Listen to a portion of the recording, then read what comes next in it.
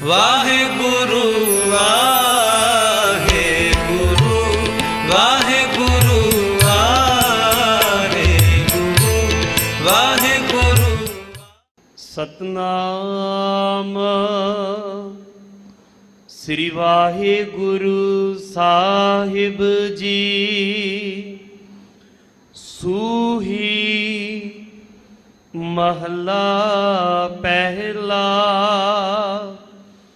ਘਰ ਛੇਵਾ ਇੱਕ ਓੰਕਾਰ ਸਤਿਗੁਰ ਪ੍ਰਸਾਦ।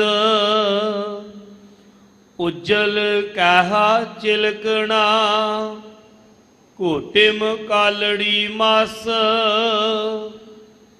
ਧੋਤਿਆ ਝੂਠ ਨਾ ਉਤਰੈ ਜੇ ਸੋ ਧੋਵਾ ਤਿਸ। ਉਜਲ ਕਹਾ ਚਿਲਕਣਾ ਘੋਟਿਮ ਕਾਲੜੀ ਮਸ।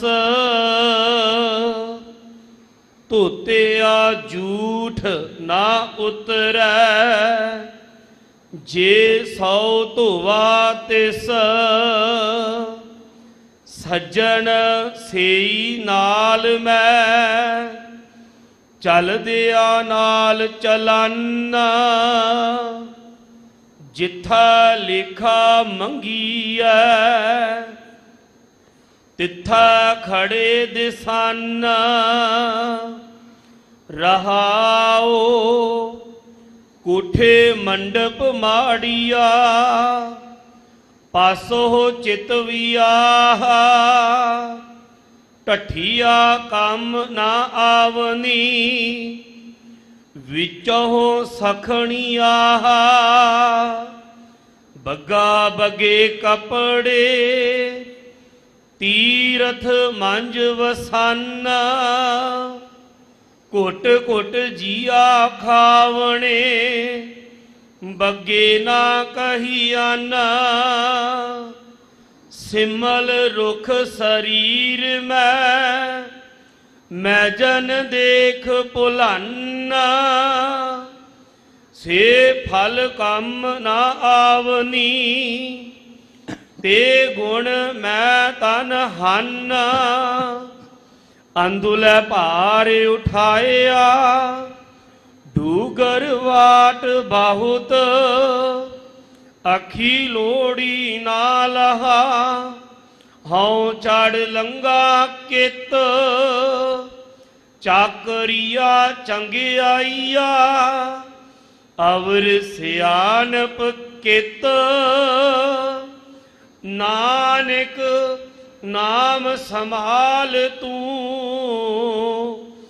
ਬੱਦਾ ਛੁਟਹਿ ਜਿਤ। ਚਾਕਰੀਆ ਚੰਗਿਆਈਆ ਅਵਰ ਸਿਆਣਪ ਕਿਤ। ਨਾਨਕ ਨਾਮ ਸੰਭਾਲ ਤੂੰ ਬੱਦਾ ਛੁਟਹਿ ਜਿਤ। ਵਾਹਿਗੁਰੂ ਜੀ ਕਾ ਖਾਲਸਾ ਵਾਹਿਗੁਰੂ ਜੀ ਕੀ ਫਤਿਹ। ਜਾਗਦੀ ਜੋਤ ਜ਼ਾਹਰਾ ਜ਼ਹੂਰ ਹਾਜ਼ਰਾ ਹਜ਼ੂਰ ਸਰਬ ਕਲਾ ਭਰਪੂਰ। ਚਵਰ ਛਤਰ ਤਖਤ ਦੇ ਮਾਲਕ ਜੁਗੋ ਜੁਗ ਅਟਲ ਸਤਿਗੁਰੂ ਧੰਨ ਧੰਨ ਸ਼੍ਰੀ ਗੁਰੂ ਗ੍ਰੰਥ ਸਾਹਿਬ ਜੀ ਦੀ ਪਾਵਨ ਪਵਿੱਤਰ ਹਜ਼ੂਰੀ ਅੰਦਰ ਗੁਰਦੁਆਰਾ ਮੰਜੀ ਸਾਹਿਬ ਦੀਵਾਨ ਹਾਲ ਵਿਖੇ ਨਿਤਾ ਪ੍ਰਤੀ ਸ਼੍ਰੀ ਗੁਰੂ ਗ੍ਰੰਥ ਸਾਹਿਬ ਜੀ ਮਹਾਰਾਜ ਵੱਲੋਂ ਬਖਸ਼ੇ ਹੋਏ ਹੁਕਮਨਾਮਾ ਸ਼੍ਰੀ ਮੁਖ ਵਾਕ ਜੋ ਸੱਚਖੰਡ ਸ੍ਰੀ ਹਰਿਮੰਦਰ ਸਾਹਿਬ ਵਿਖੇ ਸਤਿਗੁਰੂ ਜੀ ਨੇ ਪ੍ਰਕਾਸ਼ਮਾਨ ਹੋ ਕੇ ਬਖਸ਼ਿਸ਼ ਕੀਤੇ ਹਨ, ਤਿਨਾਂ ਦਾ ਪਾਠ ਆਪ ਜੀ ਨੇ गुरु के अनन्य सेवक भाई गुरसेवक सिंह जी पासों बड़े प्यार सहित श्रवण किया। आओ इसकी विचार वाल जुड़न का यतन करी। विचार करने का जो तरीका गुरु ग्रंथ साहिब जी दसते हैं, होए एकत्र मिलो मेरे भाई, दुविधा दूर करो लिब लाए, हर नामे के होवो जोड़ी, गुरमुख बैसो सफा बचाए। जिस गुरु ने हुक्म बख्शिया उस गुरु ने जांच भी दसी है कि इस पावन हुक्म की विचार करने का तरीका की है। होए एकत्र, कट्ठे होवो, जे कट्ठे हो गए तो मिल के बैठो, जे मिल के बैठ गए फिर दुविधा नू दो चितेपन नू दूर कर दे। दो चितापन किवें दूर होवेगा? लिव लाए। लिव कहते ने सुरती नू, बिरती नू, ध्यान। देखो एक गल समझाई है गुरु, होए एकत्र मिलो मेरे भाई, दुविधा दूर करो लिव लाए। लिव लाउणी कित्थे? किसी दे नक मूँह चेहरे मोहरे ते नहीं लाउणी। हर नामे के होवो जोड़ी। जोड़ी शब्द तुसी आम वरतदे हो, फलाने दी फलाने नाल जोड़ी है, फलाना फलाने दा जोड़ीदार है। भाई गुरु के सिख ने तां हरि नाम दा जोड़ीदार बने। फिर नाल एक शर्त भी लाई है, गुरमुख बैसो सफा बचाए। सारे श्री गुरु ग्रंथ साहिब जी का ज्ञान दो अखरां उत्ते आधारित है। एक है मनमुख, एक है गुरमुख। मनमुख होए जिहदा मूँह मन वाले पासे, गुरमुख होए जिहदा मूँह गुरु वाले पासे। ये कुछ गल्लां मैनू तुहानू सारियां नू इन्हां दा पालन करना जरूरी है, अमल करना जरूरी है। इस तो पहला कि आपां शब्द की विचार आरंभ कर दईए, ये दो पंक्तियां एक बारी सारी संगत प्यार विच आके पढ़ो। कोई ये ना आखे जी मैनू पता नहीं लग्या, मैनू जांच नहीं दसी किमें जोड़ना है। गुरु ग्रंथ साहिब जी का फरमान है, होए एकत्र मिलो मेरे भाई, होए एकत्र मिलो मेरे भाई।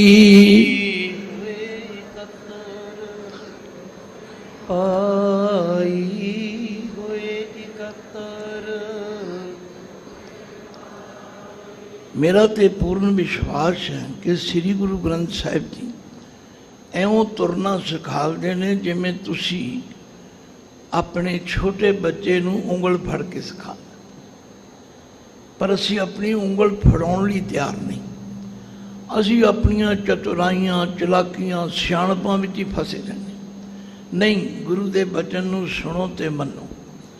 होए एकत्र मिलो मेरे भाई, होए एकत्र मिलो मेरे भाई, होए एकत्र मिलो मेरे भाई, होए एकत्र मिलो मेरे भाई।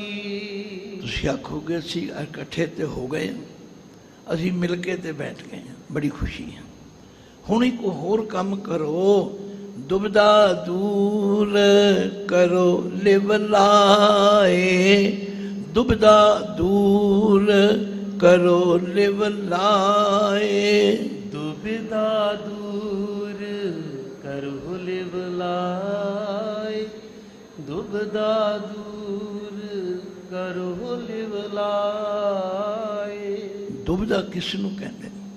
इक्को समय दो पासे दो गल्लां वल ध्यान देना, दो चितापन। इनू जब तक दूर नहीं करोगे उदों तीकर गुरु के शब्द की समझ नहीं आए। ते दुविधा दूर किवें होवे? लिव लाए। ਗੁਰੂ ਅਮਰਦਾਸ ਜੀ ਦਾ ਬਚਨ ਤੁਸੀਂ ਰੋਜ਼ ਪੜ੍ਹਦੇ ਹੋ, ਸਾਚੀ ਲਿਵੈ ਬਿਨ ਦੇ ਨਮਾਣੀ, ਦੇ ਨਮਾਣੀ ਲਿਵੈ ਬਾਝੋਂ ਕਿਆ ਕਰੇ ਬੇਚਾਰੀ। ਸੱਚੀ ਲਿਵ ਜਦੋਂ ਤੀਕਰ ਨਹੀਂ ਲੱਗਦੀ, ਇਹਨੂੰ ਮਹਾਰਾਜ ਨੇ ਕਈ ਤਰੀਕਿਆਂ ਨਾਲ ਸਮਝਾਇਆ। ਆਖਿਆ ਉਂਦੇ ਭਾਂਡੇ ਕੱਛ ਨਾ ਸਮਾਵੇ, सीधे अमृत परे निहार। टूटी चलाओ, नलका चलाओ, ट्यूबल चलाओ, मूसलाधार मीह पैंदा होवे, जे बर्तन उल्टा करके रख दो क्यों जी उहदे च कोई चीज़ पवे, तुसीं आखोगे कदाचित नहीं। इसे तरह ये जिहड़ा हिरदा रूपी बर्तन है ना, इनू सीधा कर लो। हर नामे के होवो जोड़ी, गुरमुख बैसो सफा बिछाए। ये तो है गुरु की कथा, गुरु का कीर्तन सुनने का तरीका। हुण गुरु पातशाह ने जो बख्शिश की है, उस रहाओ की पंक्ति वल भी ध्यान दो। सिरलेख पढ़िया गया है, सूही महला पहला कर 6वां, ये तो सिरलेख है। भाई राग का नाम सूही है। पहले पातशाह गुरु नानक देव जी के मुखारविंद तो उच्चारण किया। 6वें घर का मतलब है इसनूं गायन करन वालियां लई एक सेध दिती गई। एक ओंकार सतगुर प्रसाद मंगलाचरण है। परमात्मा एक है, सर्व शक्तिवान है, सर्व व्यापक है और सच्चे गुरु की कृपा द्वारा जानिया। हुण तुसी पाठ सुनो, फिर दास विचार आरंभ करें। सतनाम श्री वाहिगुरु साहिब जी। सूही महला पहला घर 6वां, एक ओंकार सतगुर प्रसाद। उज्जल कहा चिलकना, घोटिम कालड़ी मस। हुण पातशाह ने शब्द का आरंभ जिथों किया है, भाई साहब ने उतों पढ़ दिता।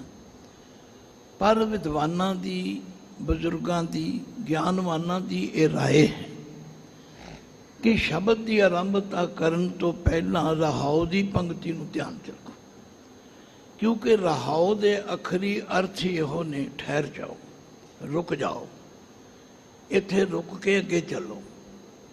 तो इसका मतलब रहाओ की पंक्ति सारे शब्द का सेंट्रल आइडिया है, केंद्री भाव है। हुण इस केंद्री भाव नूं समझण तो बिना असीं चल नहीं सकते। वो केंद्री भाव की है कि असीं गुरु महाराज तो ये सीखना है कि साडा असल सज्जन कौन है। असी सारे बैठे हैं, सब बड़े सूझवान ने, पर मेरे पातशाह कहते नहीं, कोई जाना है, कोई जाना है। कोई का मतलब कईयां विचों हजारां सैकड़े नूं किसी बिरले नूं समझ आउंदी है। कवन इहां जगमीत, इस जगत के अंदर असल मित्र कौन है? जिस होए कृपाल सोई बिद बूझै, ताकि निर्मल रीत। जिदे उत्ते उस वाहिगुरु अकाल पुरख की कृपा हो जाए, उन्होंने समझ आ जाती। जिन्हों समझ आ जाए उसकी पछाण की है, ताकि निर्मल रीत। रीत का मतलब होंदा जीवन का ढंग, जीवन की शैली, उहदा आचार, उहदा व्यवहार, ये सब कुछ निर्मल हो जाता। निर्मल का मतलब है मैल तो रहत। कोई जाना है कमन इहाँ जगमीत, जिस होए कृपाल सोई बिद बूझे, ताकि निर्मल रीत। हुण जे सानू कोई पूछे भाई तुहाडा मित्र कौन है, असीं कहने हैं मात पिता, साडा माँ प्यो मित्र है, साडी इस्त्री मित्र है, साडा इष्ट प्यारा मित्र भरा वो साडे मित्र। पर गुरु साहब कहते नहीं, मात पिता बनता सुत बंधक, इष्ट मीत अर भाई, पूर्व जन्म के मिले संजोगी, ਅੰਤੈ ਕੋ ਨ ਸਹਾਈ। ਨਿਰਣਾ ਹੋ ਗਿਆ। ਫਿਰ ਕਈ ਲੋਕ ਕਹਿੰਦੇ ਨਹੀਂ ਜੀ ਸਾਡੀ ਧਨ ਸੰਪਤੀ ਸਾਡੀ ਮਿੱਤਰ। ਪਾਤਸ਼ਾਹ ਨੇ ਕਿਹਾ ਨਹੀਂ, ਇਹ ਵੀ ਤੁਹਾਡਾ ਭੁਲੇਖਾ। ਮਾਤ ਪਿਤਾ ਬਨਤਾ ਸੁਤ ਬੰਧਵ ਇਸ਼ਟ ਮੀਤ ਅਰ ਭਾਈ, पूर्व जन्म के मिले संयोगी अंत को न सहाय। मुकत माल कनक लाल हीरा। कई कहते साडी कोल मोतियां दी माला ने, साडे कोल कनक सोना है, साडे कोल हीरे हैं, साडे कोल लाल है, ये साडे मित्र हैं। गुरु जी कहते नहीं, मुक्त माल कनक लाल हीरा मन रंजन की माया। मन नूं खुश करने वाली माया दे बड़े तरीके। पर कहने हा हा करत बिहानी अबद है तां मैं संतोख न पाया। जिहड़े बहुत अमीर लोग ने, राजे महाराजे, लोग कहते नहीं साडे हाथी, साडे घोड़े, साडियां फौजां, साडे रथ, ये साडे साथी। मारे कहते नहीं, हस्त रथ असव पवन तेज धनी भूमन चतुरंगा। चतुरंगा शब्द श्री गुरु ग्रंथ साहिब च एक बारी आया। ਇਹਦਾ अर्थ की है? चार रंगां दी फौज।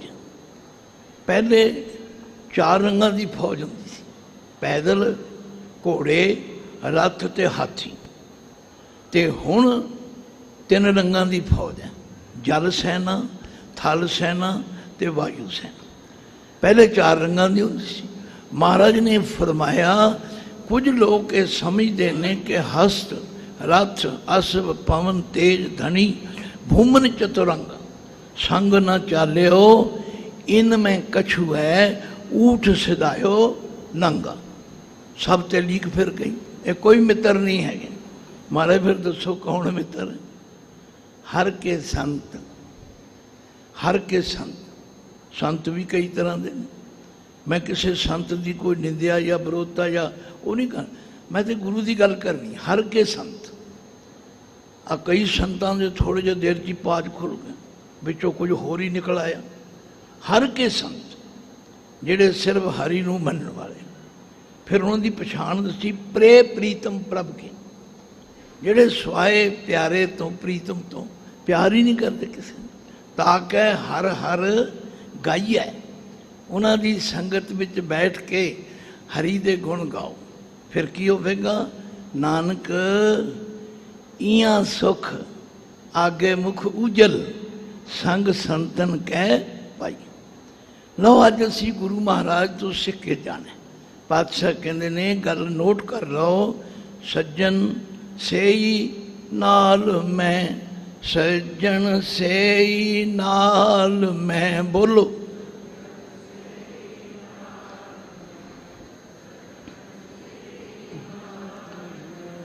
चलदियां नाल चलन, चलदियां नाल चलन।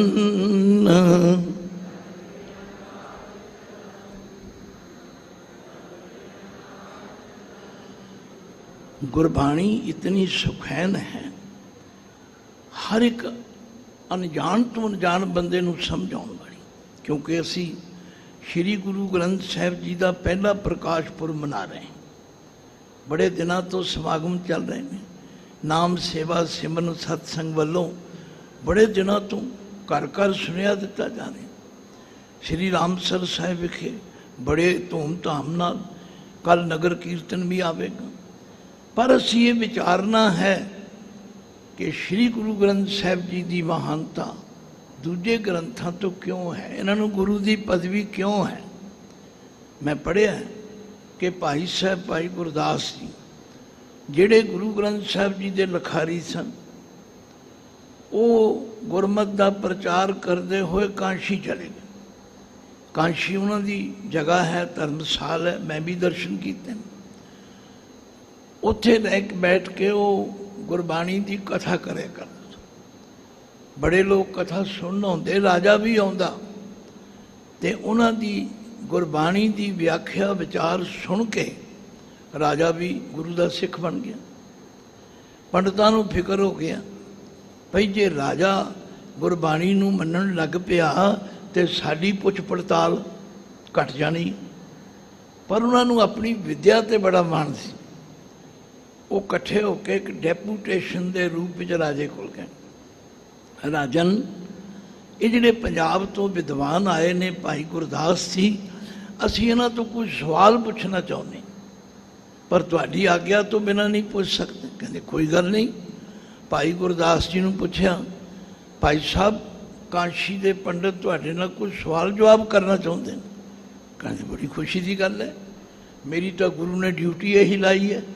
समा निश्चित हो गया, जगह निश्चित हो गई, मुनादी करा दी गई। बड़े लोग आए, पंडित भी आए, राजा भी आया, भाई गुरदास जी भी आ गए, सभा सज गई। भाई गुरदास जी ने बड़ी निम्रता नाल कहा, विद्वान जनों पूछो की पूछना है। कहन लगे असीं ये पूछना है भी 4 वेद 18 पुराण खट शास्त्र 9 उपनिषद 27 सिमरतियां लोगों को ज्ञान देने वास्ते मौजूद ने, गुरु ग्रंथ साहब की लोड़ क्यों पई? ये तुहानू भी कोई पूछ सकता है, खिमा करना, जिहड़े गुरु का सिख अखवांदे ने तुहाडे ते भी सवाल हो सकता है। भाई साहब ने बड़ी निम्रता नाल समझाया, आख्या जिन्ने ग्रंथां दे तुसीं नाम लए ने मैं इन्हां दे दर्शन कीते हैं, इन्हां विच भी ज्ञान है, पर इन्हां दा ज्ञान खूह दे पानी वर्गा है। आखणगे की मतलब? कहंदे जिस तरह खेत नूं सिंजण वास्ते खूह लाया जाता है तो खूह उन्हां ही खेतां नूं सिंज सकदा है जिहड़े खेत खूह दे नेड़े होण। सारे पिंड दीयां खेतियां नूं थोड़ा एक खूह पानी दे सकदा। इन्हां विच ज्ञान ते है, पर ये संस्कृत भाषा विच ने, ते संस्कृत भाषा तुसीं अपने कब्जे च रखी हुई है। पंडितां तो बिना कोई पढ़ नहीं सकता, पंडितां तो बिना कोई पढ़ा नहीं सकता। ये खूह दा पानी, जिन्हों भाषा आउंदी ही नहीं, ग्रंथ पढ़ नहीं सकता, वो किवें ज्ञान लवेगा? पंडितां दी बोलती बंद हो गई, चुप हो गए। है गल ठीक है, मैं तुहानू पुछां तुसीं किन्ने बैठे हो जिन्हें संस्कृत आउंदी है? तुझा कोई संत कछ नहीं। आख्या गुरु ग्रंथ साहब की बाणी ये मीह का पानी है, ये जदों जिथे बरसेगी उत्थे निहाल करते। हाँ ये ठीक है कि जे असीं सौखे तो सौखा काम करना भी छड़ दईए फिर वो भी औखा हो जाता है। तो गुरु ग्रंथ साहब जी के अंदर गुरु नानक देव पातशाह जी ये शब्द विच फरमाते ने, भाई पल्ले बन लो सज्जन कौन है? सज्जन से ही नाल मैं, सज्जन से ही नाल मैं।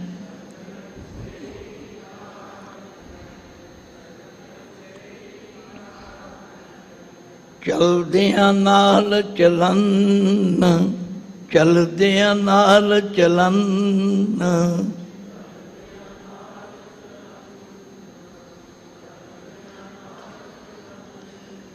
ये समझ आ गई? फिर अगली गल पढ़ लो, जिथे लेखा मंगी है, जिथे लेखा मंगी है,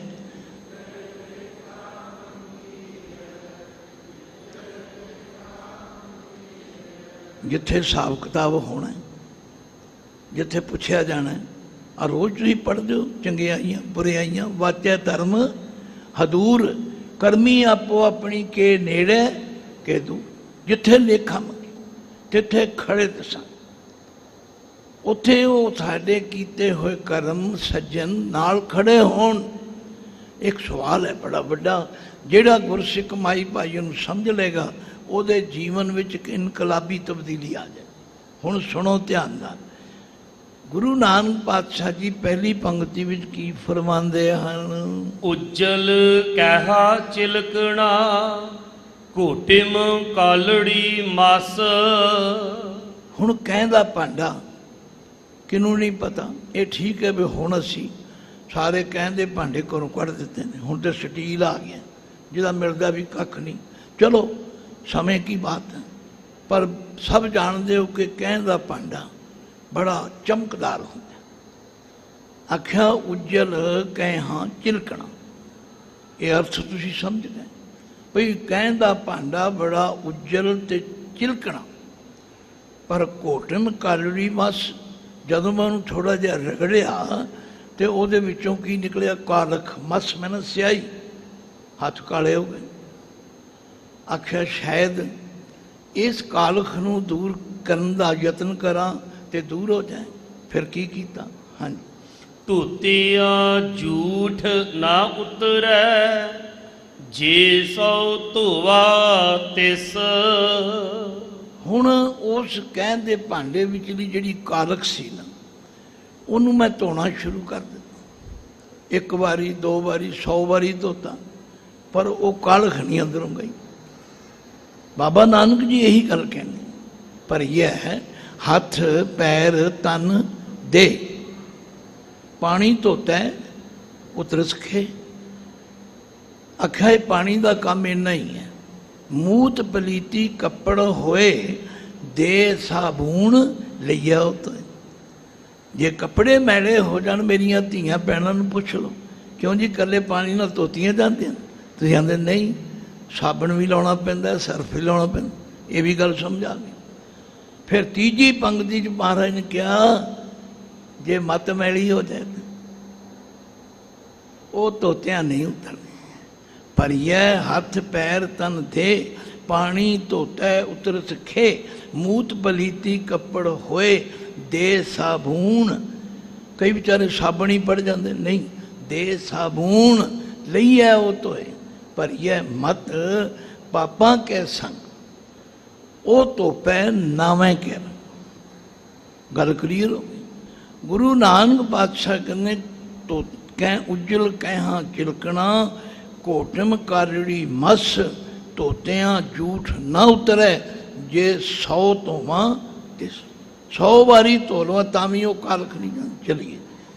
ਸੱਜਣ ਸਈ ਨਾਲ ਮੈਂ, ਚਲਦਿਆਂ ਨਾਲ ਚਲਨ, ਜਿੱਥਾ ਲਿਖਾ ਮੰਗੀਐ, ਤਿੱਥਾ ਖੜੇ ਦਿਸਨ। ਲਓ ਹੁਣ ਗੁਰੂ ਪਾਤਸ਼ਾਹ ਨੇ ਗੱਲ ਖੋਲ ਦਿੱਤੀ। ਇਹ ਮਿਸਾਲ ਦੇਣ ਦਾ ਮਤਲਬ ਕੀ ਹੈ? ਇਹ ਮਿਸਾਲ ਇਸ ਲਈ ਦਿੱਤੀ ਹੈ ਕਿ ਦਿਖਾਵਾ ਕਰਨ ਦੇ ਨਾਲ, ਉੱਤੋਂ ਚਮਕ ਦਮਕ ਬਣਾਉਣ ਦੇ ਨਾਲ ਗੱਲ ਨਹੀਂ ਬਣਦੀ। ਗੱਲ ਤੇ ਅਮਲਾਂ ਤੇ ਹੁੰਦੀ। ਅਸੀਂ ਛੋਟੇ ਹੁੰਦਿਆਂ ਪੜ੍ਹਦੇ ਕਰਦੇ ਸੀ, ਉੱਥੇ ਅਮਲਾਂ ਤੇ ਹੋਣਗੇ ਨਵੇੜੇ, ਜਾਤ ਕਿਸੇ ਪੁੱਛਣੀ ਨਹੀਂ। ਅੱਜ ਸਾਰਾ ਸਿੱਖ ਜਗਤ ਜਾਤਾਂ ਪਾਤਾਂ ਵਿੱਚ ਫਸ ਗਿਆ। ਖਿਮਾ ਕਰ, ਕੌੜਾ ਤੇ ਲੱਗੇਗਾ ਤੁਹਾਨੂੰ, ਪਰ ਕੀ ਅਸੀਂ ਫਸ ਨਹੀਂ ਗਏ ਜਾਤਾਂ ਪਾਤਾਂ? ਬਾਬੇ ਨਾਨਕ ਨੇ ਤੇ ਪੂਰਾ ਜ਼ੋਰ ਲਾ ਦਿੱਤਾ, ਅੱਗੇ ਜਾਤ ਨਾ ਜ਼ੋਰ ਹੈ, ਅੱਗੇ ਜੀਓ ਨਵੇਂ, ਜਿਨ ਕੀ ਲੇਖੈ ਪਤ ਪਵੇ ਚੰਗੇ ਸੇਖੇ। ਬਾਬੇ ਨੇ ਆਖਿਆ ਫੱਕੜ ਜਾਤੀ ਫੱਕੜ ਨਾਉ, ਸਭਨਾ ਜੀਆਂ ਇੱਕਾ ਛਾਉ। ਬਾਬੇ ਨੇ ਆਖਿਆ ਜਾਣੋ ਜੋਤ ਨਾ ਪੁੱਛੋ ਜਾਤੀ। ਇਹ ਗੱਲਾਂ ਸਾਨੂੰ ਸਭ ਭੁੱਲ ਗਈਆਂ। ਤੋ ਗੁਰੂ ਬਾਬਾ ਜੀ ਨਿਰਣਾ ਕਰਕੇ ਸਮਝਾਉਂਦੇ ਨੇ, ਪਿਆਰਿਓ, ਜਿਹੜੇ ਅਸੀਂ ਅਮਲ ਕਰਦੇ ਹਾਂ, ਕਰਮ ਕਰਦੇ ਹਾਂ, ਉਹ ਸਾਡੇ ਨਾਲ ਜਾਣਗੇ, ਕਿਉਂਕਿ ਵਾਹਿਗੁਰੂ ਦੀ ਹਜ਼ੂਰੀ ਵਿੱਚ ਤੇ ਉਹਨਾਂ ਉੱਤੇ ਨਿਰਣਾ ਹੋਣਾ ਹੈ। ਇਸ ਲਈ ਸੱਜਣ ਸਈ ਨਾਲ ਮੈਂ, ਚਲਦਿਆਂ ਨਾਲ ਚਲਨ, ਜਿੱਥੇ ਲੇਖਾ ਮੰਗੀ ਹੈ, ਤਿੱਥੇ ਖੜੇ ਦਸ।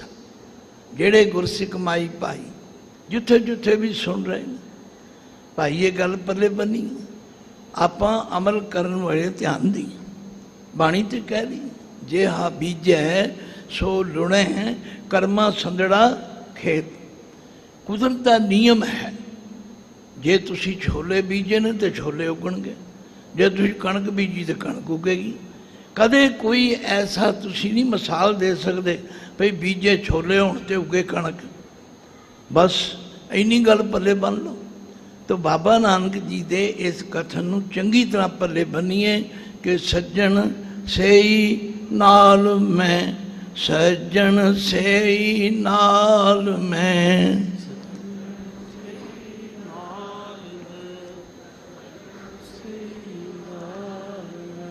ਚਲਦਿਆਂ ਨਾਲ ਚਲਨ, ਚਲਦਿਆਂ ਨਾਲ ਚਲਨ,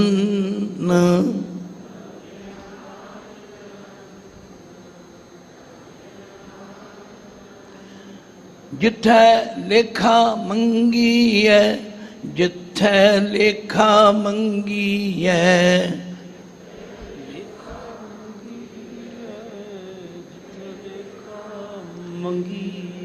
ਜਿੱਥੈ ਖੜੇ ਦਿਸਨ ਤਿੱਥੈ ਖੜੇ ਦਿਸਨ।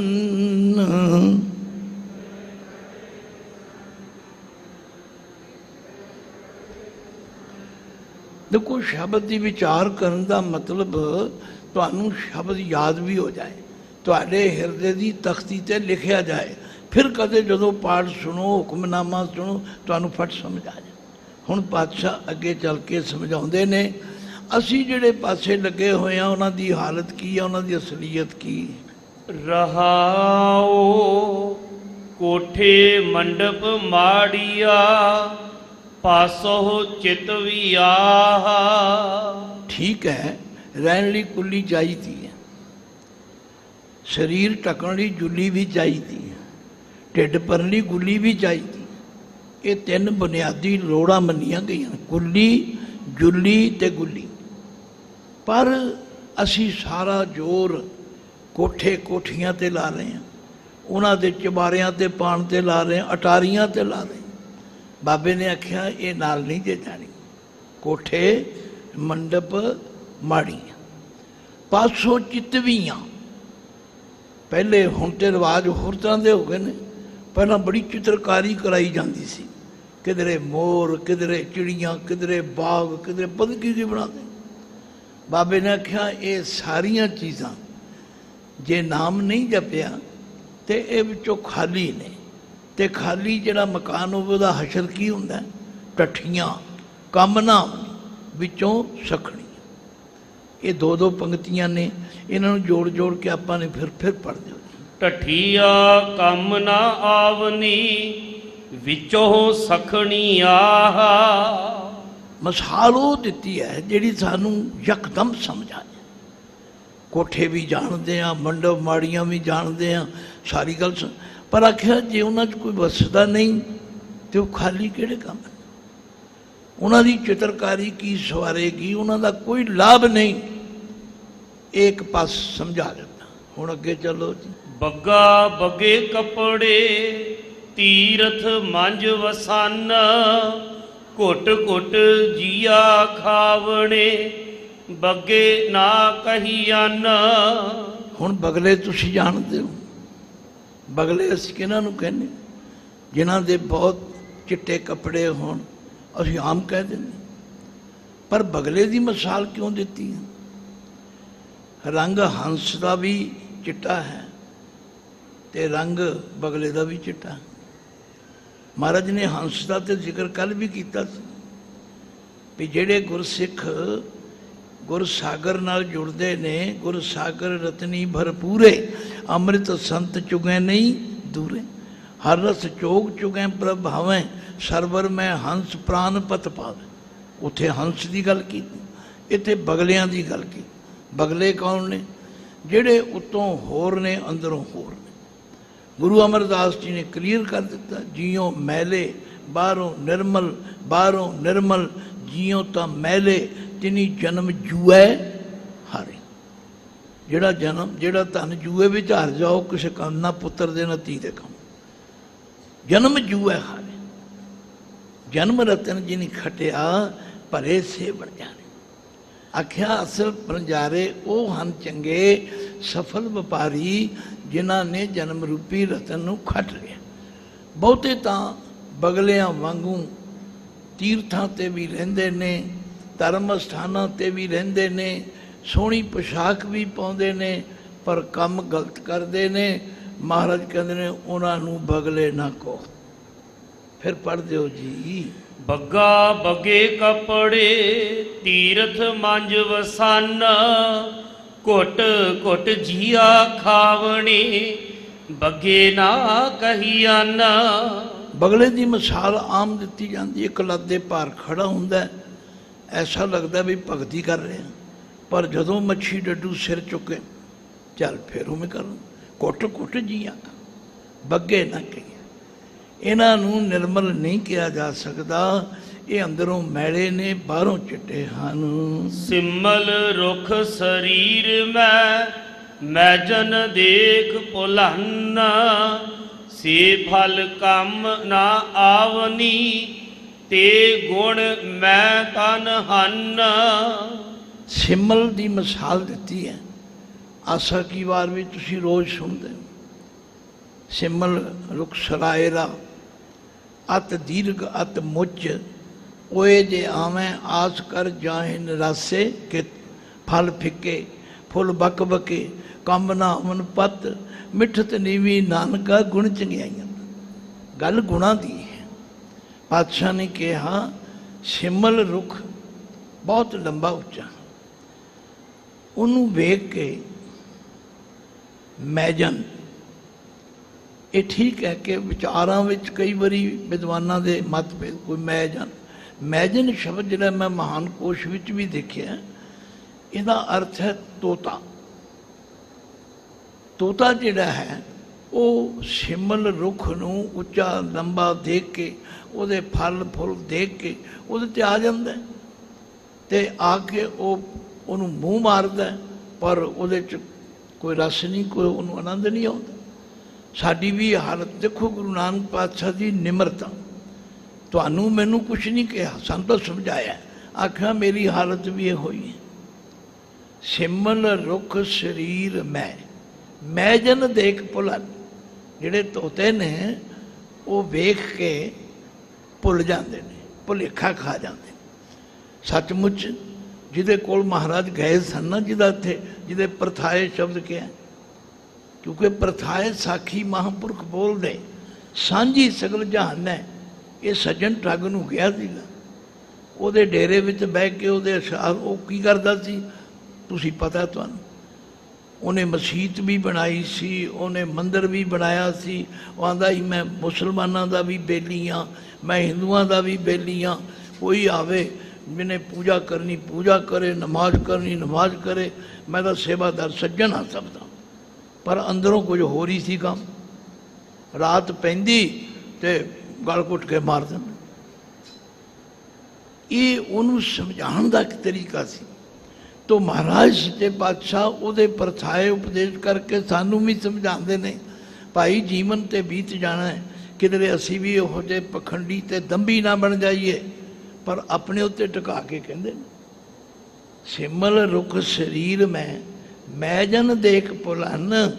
ਅੱਗੇ ਚਲੋ ਜੀ। ਸੇ ਫਲ ਕੰਮ ਨਾ ਆਵਨੀ ਤੇ ਗੁਣ ਮੈਂ ਤਨ ਹਨ। ਆਖਿਆ ਇਸ ਤਰ੍ਹਾਂ ਦਾ ਦਿਖਾਵਾ ਕੀਤਿਆ ਕਿਸੇ ਕੰਮ ਨਹੀਂ ਹੁੰਦਾ। ਇਹ ਦਿਖਾਵਾ ਤੇ ਦਿਖਾਵਾ ਹੀ, ਇਹਦੇ ਉੜ ਗਿਆ ਜੈਸੇ ਖੋਟਾ ਟਬੂਆ, ਨਦਰ ਸਰਾਫਾ ਆਇਆ। ਜਦੋਂ ਪਰਖ ਹੋਵੇਗੀ ਉਹ ਉਗੜ ਜਾਏਗਾ, ਉਹਦਾ ਪਾਜ ਉਗੜ ਜਾਣਾ। ਸਤਿਗੁਰੂ ਸਾਨੂੰ ਅੰਦਰੋਂ ਬਾਹਰੋਂ ਇੱਕ ਬਣਾਉਣਾ ਚਾਹੁੰਦੇ ਨੇ, ਨਿਰਮਲ ਬਣਾਉਣਾ ਚਾਹੁੰਦੇ ਨੇ। ਇਸ ਲਈ ਸਤਿਗੁਰੂ ਜੀ ਕਹਿੰਦੇ ਪਿਆਰਿਓ, ਇਸ ਤਰ੍ਹਾਂ ਦਾ ਦਿਖਾਵਾ ਨਾ ਕਰੋ, ਪਖੰਡ ਨਾ ਕਰੋ। ਅੰਦੁਲੇ ਭਾਰੀ ਉਠਾਇਆ ਡੂਗਰ ਵਾਟ ਬਹੁਤ, ਡੂੰਗਰ ਹਾਂਜੀ ਅੱਖੀ ਲੋੜੀ ਨਾਲ ਹਉ ਚੜ ਲੰਗਾ ਕਿਤ। ਕੁਰਬਾਨ ਜਾਈਏ ਗੁਰੂ ਨਾਨਕ ਪਾਤਸ਼ਾਹ ਦੀ ਨਿਮਰਤਾ ਤੋਂ। ਹਾਲਾਂਕਿ ਉਹਨਾਂ ਨੇ ਸਾਰੇ ਜਗਤ ਨੂੰ ਚਾਨਣ ਦਿੱਤਾ, ਮਾਰਗਦਰਸ਼ਨ ਕੀਤਾ, ਪਰ ਨਿਮਰਤਾ ਕੀ ਆਖਿਆ ਅੰਦਰਲੇ ਭਾਰ ਉਠਾਏ। ਇਸ ਅਗਿਆਨੀ ਜੀਵ ਨੇ ਆਪਣੇ ਸਿਰ ਤੇ ਪਾਪਾਂ ਦਾ ਭਾਰ ਇਕੱਠਾ ਕਰ ਲਿਆ। ਗਲਤ ਕੰਮ ਕਰੀ ਜਾਂਦਾ ਕਰੀ ਜਾਂਦਾ। ਕੋਈ ਸਮਝਾਵੇ ਤੇ ਉਹਨੂੰ ਅੱਗੋਂ ਮਾਰਨ ਨੂੰ ਪੈਂਦਾ। ਤੂੰ ਬੜਾ ਠੇਕੇਦਾਰ, ਤੈਨੂੰ ਮੈਨੂੰ ਬੜਾ ਫਿਕਰ ਹੈ। ਅੰਦਰਲੇ ਭਾਰ ਉਠਾਇਆ ਡੂੰਗਰ ਵਾਟ। ਡੂੰਗਰ ਕਹਿੰਦੇ ਪਹਾੜੀ ਰਸਤੇ ਨੇ, ਅੱਗੇ ਰਸਤਾ ਬੜਾ ਔਖਾ ਹੈਗਾ ਤੇ ਭਾਰ ਸਿਰ ਤੇ ਬਹੁਤਾ ਚੁੱਕਿਆ ਹੋਇਆ। ਅੰਦਰਲੇ ਭਾਰ ਉਠਾਇਆ ਡੂੰਗਰ ਵਾਟ ਬਹੁਤ, ਅੱਖੀ ਲੋੜੀ ਨਾਲ ਹੈਗਾ ਅੰਨਾ। ਅੰਨਾ ਕੌਣ ਹੈ? ਅਗਿਆਨੀ, ਜਿਹੜਾ ਗੁਰੂ ਦੀ ਗੱਲ ਸੁਣਦਾ ਵੀ ਨਹੀਂ, ਮੰਨਦਾ ਵੀ ਨਹੀਂ। ਉਹਨੂੰ ਫਿਰ ਕੀ ਕਹੋਗੇ? ਮੈਂ ਕਹਾਂ ਕਿਸੇ ਨੂੰ ਅੰਨਾ ਤੇ ਉਹਨੂੰ ਬੁਰਾ ਲੱਗੇਗਾ, ਪਰ ਗੁਰੂ ਸਾਹਿਬ ਨੂੰ ਪੁੱਛ ਲਓ। ਗੁਰੂ ਸਾਹਿਬ ਕੀ ਕਹਿੰਦੇ ਨੇ? ਅੰਧੇ ਇਹ ਨਾ ਆਖੀਆਂ ਜਿਨ ਮੁਖ ਲੋਇਣ ਨਾਹੀਂ, ਅੰਧੇ ਸਈ ਨਾਨਕਾ ਜੇ ਖਸਮੋਂ ਕੁੱਥੇ ਜਾਏ। ਮੇਰੀ ਸ਼ਬਦਾਵਲੀ ਜਿਹੜਾ ਸਰਲ ਜੀ ਹੁੰਦੀ ਹੈ। ਮੈਂ ਕਹਿੰਦਾ ਤੁਸੀਂ ਸੜਕ ਤੇ ਤੁਰੇ ਜਾਂਦੇ ਹੋ ਤੇ ਪਿੱਛੋਂ ਕੋਈ ਮਨ ਚਲਾ ਕੇ ਤੁਹਾਨੂੰ ਸਾਈਕਲ ਦੀ ਠੋਕਰ ਮਾਰੇ, ਤੁਸੀਂ ਕੀ ਕਹੋਗੇ? ਭਾਈ ਤੂੰ ਅੰਨਾ ਹੈ? ਉਹ ਕਹਿੰਦਾ ਨਹੀਂ, ਮੇਰੇ ਕੋਲ ਤੇ ਅੱਖਾਂ ਹੈਗੀਆਂ ਨੇ। ਕਹਿੰਦੇ ਅੱਖਾਂ ਤੇ ਹੈਗੀਆਂ ਨੇ ਪਰ ਕੰਮ ਤੂੰ ਅੰਨਿਆਂ ਵਾਲਾ। ਤੇ ਜੇ ਅਸੀਂ ਵੀ ਇਸੇ ਤਰ੍ਹਾਂ ਕਰ ਰਹੇ ਹਾਂ ਤੇ ਫਿਰ ਸਾਡੇ ਤੇ ਵੀ ਗੱਲ ਟੁੱਕੇਗੀ। ਤੋ ਮਹਾਰਾਜ ਕਹਿੰਦੇ ਨੇ ਅੰਦਲੇ ਭਾਰ ਉਠਾਇਆ, ਡੂਗਰ ਵਾਟ ਬਹੁਤ, ਰਸਤਾ ਹੈ ਪਹਾੜੀ, ਬੜੀ ਚੜ੍ਹਾਈ ਚੜ੍ਹਨੀ ਪੈਣੀ ਹੈ ਤੇ ਸਿਰ ਦੇ ਉੱਤੇ ਪੜ ਚੁੱਕੀ ਹੋਈ ਹੈ ਪਾਪਾਂ ਦੀ। ਅੱਖੀਂ ਲੋੜੀ ਨਾ ਲਹਾਂ, ਹੋਂ ਚੱਲ ਲੰਘਾਂ ਕਿ ਮੈਂ ਕਿਵੇਂ ਪਾਰ ਹੋਵਾਂਗਾ, ਕਿਵੇਂ ਮੇਰਾ ਪਾਰ ਨਿਸਤਾਰਾ ਹੋਵੇਗਾ। ਚਾਕਰੀਆ ਚੰਗਿਆਈਆ ਅਵਰ ਸਿਆਣਪ ਕਿਤ। ਪਾਤਸ਼ਾਹ ਨੇ ਕਮਾਲ ਕਰ ਦਿੱਤਾ। ਆਖਿਆ ਲੋਕ ਜਿੰਨਾ ਟਾਈਮ ਚਾਕਰੀਆਂ ਦੂਜਿਆਂ ਦੀਆਂ ਖੁਸ਼ਾਮਦਾਂ ਨੌਕਰੀਆਂ ਕਰਨ, ਚਤੁਰਾਈਆਂ ਕਰਨ ਤੇ ਚਲਾਕੀਆਂ ਕਰਨ, ਹੋਰ ਸਿਆਣਪਾਂ ਕਿੰਨੀਆਂ ਕਰੀ ਜਾਂਦੇ। ਕੋਈ ਇੱਕ ਗੱਲ ਕਹੇ ਉਹਦੇ 4 ਜਵਾਬ ਦਿੰਦੇ ਆ। ਸੁਣਨ ਲਈ ਤਿਆਰ ਨਹੀਂ, ਮੰਨਣ ਲਈ ਤਿਆਰ ਨਹੀਂ। ਸਮਾਂ ਆਗਿਆ ਨਹੀਂ ਦਿੰਦਾ। ਭਗਤ ਜੀ ਨੇ ਸਾਡੀ ਹਾਲਤ ਦੱਸੀ ਹੈ। ਭਗਤ ਜੀ ਕਹਿੰਦੇ ਕਬੀਰ ਜੀ ਕਿ ਮੈਂ ਅਜਬ ਤਮਾਸ਼ਾ ਦੇਖਿਆ। ਉਹ ਕੀ ਤਮਾਸ਼ਾ ਦੇਖਿਆ? ਆਖਿਆ ਲੋਕ ਪਾਣੀ ਰਿੜਕ ਰਹੇ, ਦੁੱਧ ਕੋਈ ਰਿੜਕਦਾ ਹੀ ਨਹੀਂ। ਸ਼ਬਦ ਬੜਾ ਲੰਬਾ ਹੈ, ਮੈਂ ਉਹਦਾ ਜ਼ਿਕਰ ਤੇ ਕਰਨਾ ਚਾਹੁੰਦਾ, ਪਰ ਟਾਈਮ ਦਾ ਧਿਆਨ ਰੱਖੀਏ। ਮਹਾਰਾਜ ਕਹਿੰਦੇ ਨੇ ਇਹ ਜਿੰਨੀਆਂ ਦਿਖਾਵੇ ਦੀਆਂ ਗੱਲਾਂ ਨੇ, ਇਹ ਚਾਕਰੀਆਂ ਖੁਸ਼ਾਮਦਾਂ ਨੇ, ਇਹ ਚਲਾਕੀਆਂ ਨੇ, ਇਹ ਸਿਆਣਪਾਂ ਨੇ, ਕਿਸੇ ਕੰਮ ਨਹੀਂ ਜਿਉ। ਅਖੀਰ ਵਿੱਚ ਪਾਤਸ਼ਾਹ ਆਪਣਾ ਫੈਸਲਾ ਦੇ ਦਿੰਦੇ। ਨਾਨਕ ਨਾਮ ਸੰਭਾਲ ਤੂੰ, ਬੱਧਾ ਛੁਟਹਿ ਜਿਤ। ਆ ਜੇ ਗੱਲ, ਨਾਨਕ ਨਾਮ ਸੰਭਾਲ, ਹੋਰ ਚਤੁਰਾਈਆਂ ਚਲਾਕੀਆਂ ਸਿਆਣਪਾਂ ਛੱਡ ਕੇ ਉਸ ਪਰਮੇਸ਼ਵਰ ਦੇ ਨਾਮ ਨੂੰ ਸੰਭਾਲ। ਠੀਕ ਭਾਈ ਗੁਰਸੇਵਕ ਸਿੰਘ ਜੀ ਨੂੰ ਤਜਰਬਾ ਬੜਾ ਹੋ ਗਿਆ, ਬਹੁਤ ਕੋਟ ਕੇ ਸਮਝ ਕੇ ਪੜ੍ਹਦੇ ਨੇ। ਇਹ ਵੀ ਬੜੀ ਵੱਡੀ ਗੱਲ ਹੈ। ਤੋ ਇਹਨੂੰ ਸੰਭਾਲ, ਨਾਨਕ ਨਾਮ ਸੰਭਾਲ ਤੂੰ। ਹੈ ਭਾਈ ਪਰਮੇਸ਼ਵਰ ਦੇ ਨਾਮ ਨੂੰ ਚੇਤੇ ਕਰਨਾ ਕਰੋ, ਬੱਧਾ ਛੁਟੈ ਜਿੱਤ। ਜਿਸ ਨਾਮ ਦੇ ਜਪਣ ਕਰਕੇ ਤੇਰਾ ਛੁਟਕਾਰਾ ਹੋ ਜਾਏਗਾ। ਤੋ ਸਮਾਂ 2 ਮਿੰਟ ਹਨ। ਅੱਜ ਦਾ ਦਿਹਾੜਾ ਬੜੇ ਹੀ ਦਿਨ ਨੇ, ਜੇ ਮੈਂ ਇੱਕ ਦਾ ਜ਼ਿਕਰ ਕਰਾਂ ਤੇ ਬਹੁਤ ਸਮਾਂ। ਸਭ ਤੋਂ ਪਹਿਲਾਂ ਤੇ ਇਹ ਉਹ ਦਿਨ ਹੈ ਜਿਸ ਦਿਨ ਭਾਈ ਸੁੱਖਾ ਸਿੰਘ ਮਤਾਬ ਸਿੰਘ ਨੇ ਸੱਚਖੰਡ ਸ੍ਰੀ ਹਰਿਮੰਦਰ ਸਾਹਿਬ ਦੀ ਬੇਦਬੀ ਕਰਨ ਵਾਲੇ ਉਸ ਰੰਗੜ ਨੂੰ ਸੋਧਿਆ ਸੀ। ਉਹਦਾ ਕਲਿਆਣ ਸੋਧਾ ਚਾੜਿਆ ਸੀ। ਇੱਕ ਤੇ ਇਹ ਦਿਨ ਹੈ। ਮੈਂ ਤੇ ਕਈ ਵਾਰੀ ਸੋਚਦਾ ਵੀ ਸ੍ਰੀ ਅੰਮ੍ਰਿਤਸਰ ਸਾਹਿਬ ਦੀ ਧਰਤੀ ਕਿੰਨੀ ਪੂਜਨੀਕ ਹੈ। ਕਿੰਨੇ ਗੁਰੂ ਸਾਹਿਬਾਨ ਇੱਥੇ ਹੋਏ, ਚੱਪੇ ਚੱਪੇ ਤੇ ਗੁਰੂ ਕਿਤਨੇ ਸ਼ਹੀਦ ਹੋਏ, ਕਿਸ ਦਾ ਜ਼ਿਕਰ ਕੀਤਾ। ਤੋ ਇੱਥੇ ਅੱਜ ਦੇ ਦਿਨ ਭਾਈ ਸੁੱਖਾ ਸਿੰਘ ਮਤਾਬ ਸਿੰਘ ਦੀ ਉਸ ਮਹਾਨ ਕੁਰਬਾਨੀ ਨੂੰ ਵੀ ਚੇਤੇ ਕਰਕੇ ਆਪਾਂ ਨੇ ਸੀਸ ਨਿਵਾਉਣਾ ਉਹਨਾਂ ਸ਼ਹੀਦਾਂ ਨੂੰ। ਹੁਣੇ ਫੋਨ ਆਇਆ ਕਿ ਅੱਜ ਡੱਲੇ ਪਿੰਡ ਵਿੱਚ ਭਾਈ ਪਾਰੋ ਜੁਲਕਾ ਦੀ ਕੁੱਲ ਵਿੱਚ ਗੁਰੂ ਹਰਗੋਬਿੰਦ ਸਾਹਿਬ ਜੀ ਦਾ ਵਿਵਾਹ ਹੋਇਆ ਸੀ ਮਾਤਾ ਦਮੋਦਰੀ ਜੀ ਨਾਲ। ਉਹ ਵੀ ਦਿਨ ਅੱਜ ਹੈ।